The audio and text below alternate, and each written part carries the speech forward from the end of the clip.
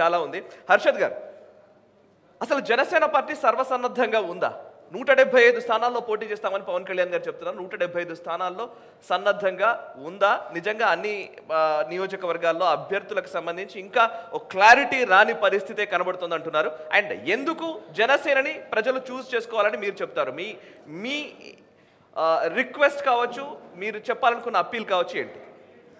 175 నియోజకవర్గాల్లో జనసేన పార్టీ సన్నద్ధంగా ఉంది అంటే ఈరోజు ప్రతి గ్రామంలోకి వెళ్ళినా కానీ 10 ఇండ్లు ఉన్నాయంటే ఖచ్చితంగా ఒకటి జనసేన కార్యకర్త ఉన్నాడు, జనసేన అభిమాని ఉన్నాడు, అలాగే జనసేన పార్టీ సిద్ధాంతాలు నచ్చినవాడు ఉన్నాడు, పవన్ కళ్యాణ్ వెంట 25 సంవత్సరాలైనా నడవడానికి సిద్ధంగా ఉన్నవాడు ఉన్నాడు.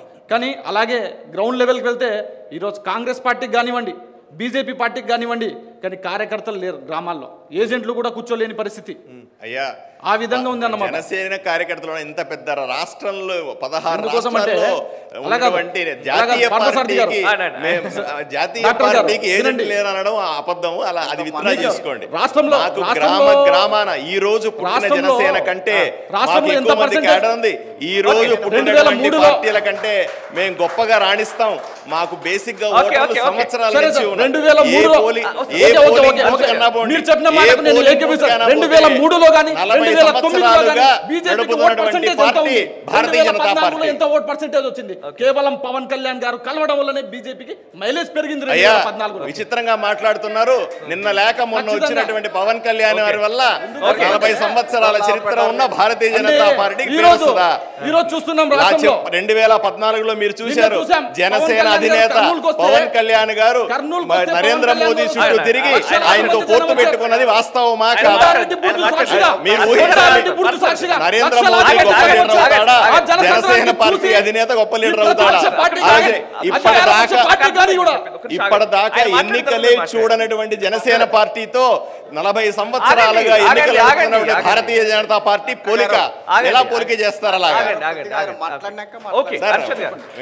కరెక్ట్ కామెంట్ చేస్తున్నారు సార్. పోలిక లేదట.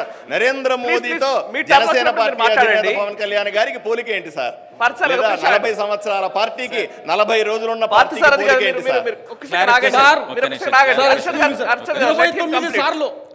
ఢిల్లీలో పార్లమెంట్ లో పిఎం ఆఫీస్ లో చక్కర్లు కొట్టాను.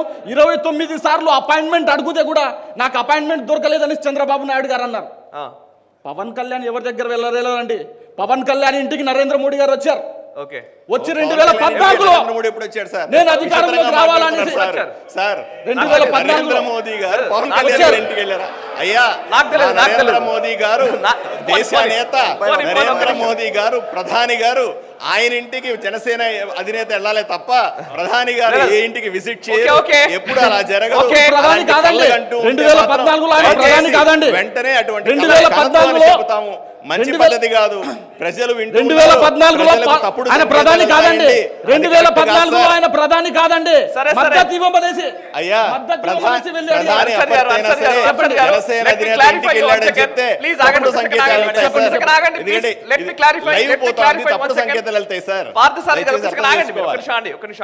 అంటే హర్షద్ గారు చెప్పినట్టుగా ప్రధాని నరేంద్ర మోదీ పవన్ కళ్యాణ్ ఇంటికి వెళ్లారన్న విషయం నాకైతే తెలియదు. ప్రధానిగా కాదండి. 2014లో ఎలక్షన్ బిఫోర్ ఎలక్షన్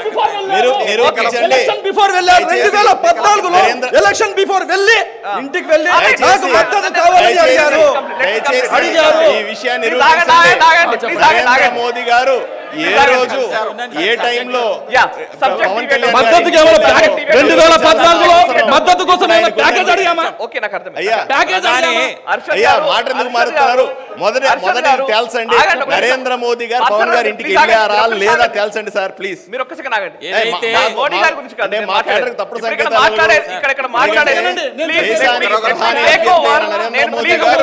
నిజంగా పవన్ కళ్యాణ్ గారి ఇంటికి వెళ్ళారా లేదా మాట్లాడుతుంటే ఇంకెవరు మాట్లాడే విషయం ప్రత్యేక ప్యాకేజీ కావాలనే ఆప్షన్ ఉంది అనేసి పార్థసారథి గారు చెప్పారు. అది క్లారిఫికేషన్ కావాలండి.